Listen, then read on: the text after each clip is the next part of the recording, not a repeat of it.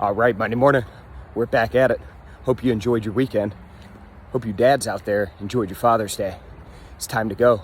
Markets are in the green. S&P, Dow Jones, Nasdaq all trading higher. After a week, last week, of weakness, Dow Jones was down over 3% on the week on the back of that Fed meeting. So seeing a bit of green this morning in the pre-market, that's good. We're seeing the dollar, which traded higher last week, reverse course, trading lower against the pound, against the euro, against the yen. So seeing weakness in the dollar this morning. Oil up above $71 a barrel. And cryptocurrencies, Bitcoin, down big this morning, down over 8%, trading below 33,000. So a lot shaking this Monday morning. Another exciting week ahead. Speaking of which, tomorrow, Tuesday, we have our How to Day Trade FX Boot Camp. It's a virtual event, free. I've talked about it. Go to nadex.com.